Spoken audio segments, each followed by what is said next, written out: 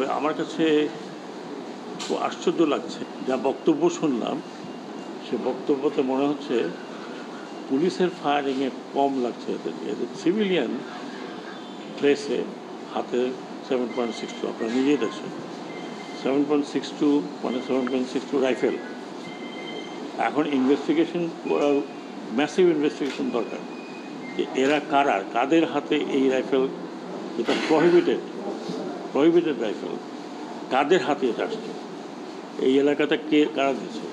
এখানে শটগানও আছে, এখানে আমি যে কজনের দেখলাম আমাদের ডাক্তার সাহেব যেগুলো দেখালেন এগুলো পুরো বুলেট 7.62। তো এইটা খুবই আমি বলবো যে উদ্বেগজনক।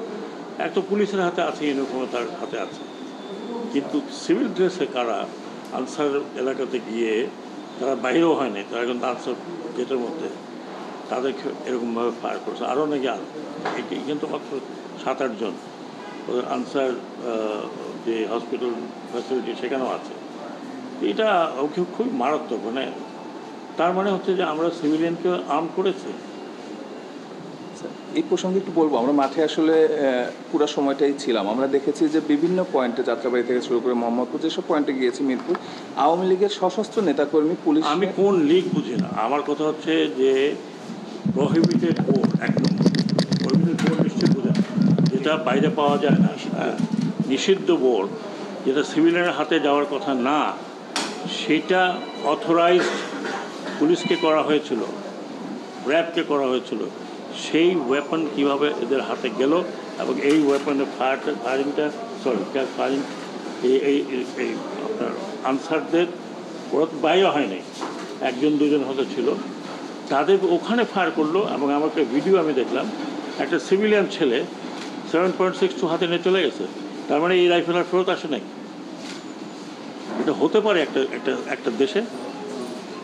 কেমন কথা? মানে এক ধরনের, মানে কী বলবো, আমি এই ধরনের স্বৈরাচার ব্যবস্থা দেখি নাই। আপনারা ওই আর্মির লোকজন আসে, তাদেরকে স্বৈরাচার বলেন? তারা তো রাইফেল তো কোনো সিভিলিয়ানের হাতে তুলে দেয়নি। এখন এই রাইফেলগুলো মিসিং।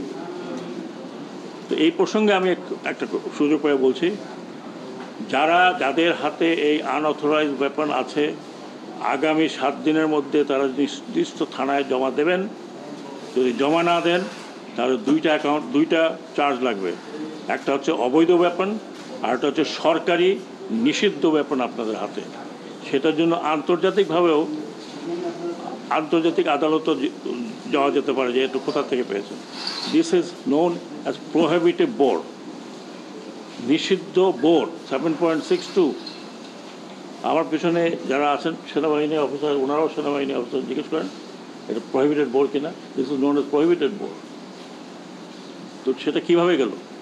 এখানে আনসারদের যা দেখলাম, যা আমি ছবি দেখলাম, তাতে বেশিরভাগই হচ্ছে ইয়াং ছেলে, সিভিল ড্রেস পরা। হু আর দিস পিপল? আমরা শিওর চেষ্টা করবো এদেরকে খুঁজে বের করা।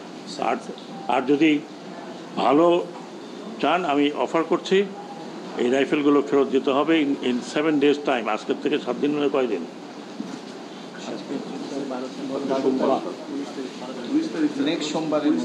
নেক্সট সোমবারের মধ্যে ওয়েপন ফেরত আসতে হবে। আর যদি না আসে, আমরা ওয়েপন হান্টে যদি কাউকে পাই তাহলে তার বিরুদ্ধে 2টো চার্জ লাগবে। এবং আমি জানি না এটা যাবজ্জীবন হবে কী হবে বলতে পারবো না আইনের মধ্যে, but that's what it is.